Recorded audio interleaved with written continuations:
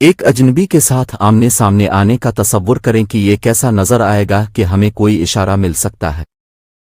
کائنات ایک وسیع اور پراسرار جگہ ہے، یہ شاید ہی یقین کیا جا سکتا ہے کہ اس میں رہنے والے صرف ہم زمین والے ہی ہوں گے۔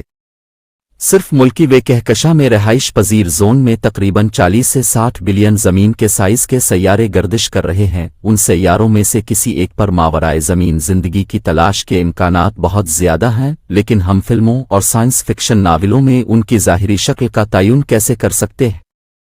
زیادہ تر ہماری طرح آؤمنانٹس کے طور پر دکھایا گیا ہے، کیونکہ یہ سب سے آسان شکل ہے جس پر ہمارا دماغ عمل کر سکتا ہے۔ لیکن چاہے ایلین چھوٹے ہوں یا بڑے، پتلے یا موٹے، لمبے ہوں یا چھوٹے، ایک سے زیادہ اعضاء ناک والے، سب کا اندازہ اس ماحول کی بنیاد پر لگایا جا سکتا ہے جس میں وہ رہتے ہیں۔ نہ صرف سیاروں میں سائز اور ماحول میں ایک دوسرے سے اتنے مختلف ہیں کہ کائنات میں فزکس اور کیمسٹری کے اصول ہمیشہ ایک جیسے نہیں ہو سکتے ہیں کہ زندہ مخلوقات کو ممکنہ طور پر مختلف چیلنجوں کا سامنا کرنا پڑتا ہے جب زندہ رہنے کی کوشش کرتے ہیں۔ ایسا ہی ایک پہلو کشش ثقل ہے۔ اگر کسی سیارے میں کشش ثقل زیادہ ہو، مخلوق کو زمین سے خود کو اٹھانے میں دشواری کا سامنا کرنا پڑے گا، یہاں تک کہ اگر وہ ایسا کرنے میں کامیاب ہو جائے تو پھر بھی اسے اپنا توازن برقرار رکھنا مشکل ہوگا۔ اسی لیے یہ توازن برقرار رکھنے اور حرکت کرنے میں مدد کے لیے اضافی لنگڑے تیار کر سکتا ہے۔ مثال کے طور پر کیپلر 452b، جسے اکثر کہا جاتا ہے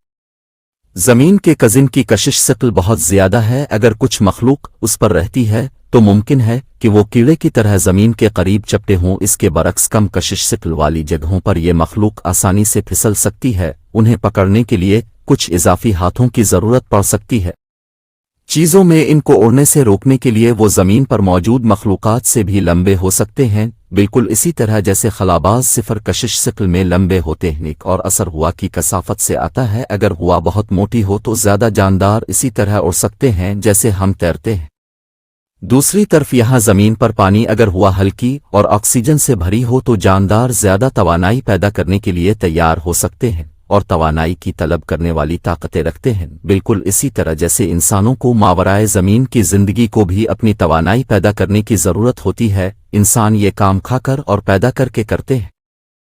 فوڈ ایلینز سے توانائی حاصل کرنے کے بہت مختلف طریقے تیار ہو سکتے ہیں جو ان کے نظر آنے کے انداز پر اثر انداز ہو سکتے ہیں۔ مثال کے طور پر وہ کائناتی شعوں کو کھا سکتے ہیں، جیسے زمین پر ایک قسم کے بیکٹیریا جو یورینیم کی تابکاری پر رہتے ہیں۔ یہ ممکن ہے کہ ایسی جگہوں پر زندگی جہاں بہت کم توانائی ہو دستیاب۔ کئی گنا چھوٹا ہے، لیکن اس کا مطلب یہ نہیں ہے کہ یہ سیارے سے باہر کی دنیا کی طرح پیچیدہ نہیں ہوگی، اور سیارہ خود بھی اس بات پر اثر انداز ہو سکتا ہے زندگی کیسے بدلتی ہے۔ کچھ سیارے ان ستاروں کے گرد چکر لگاتے ہیں، شاید گول نہ ہوں بلکہ بیضوی شکل میں ہوں، لمبا اور بہت ٹھنڈا ہوتا ہے کیونکہ سیارہ سورج سے کافی دور تک سفر کرتا ہے۔ زندگی کے لیے اس طرح کے سخت حالات کے مطابق ڈھالنے کے بہت سے طریقے ہیں، جیسے جانور زمین پر کھال کے ساتھ کرتے ہیں۔ اگر سیارے پر بہت زیادہ ریڈیئیشن ہو جائے تو اس پر ایلین نظر آ سکتے ہیں، زیادہ ایسے پودوں کی طرح جو شمسی شعلوں کے ہونے پر تیزی سے لپکتے اور چھپ جاتے ہیں۔ اس صورت میں ہو سکتا ہے کہ کرہ ارض پر کوئی ستارہ نہ ہو، اس صورت میں یہ تاریک اور ٹھنڈا ہوگا، لیکن زندگی پھر بھی زمین پر ان تاریک ترین جگہوں پر پروان چڑھ سکتی ہے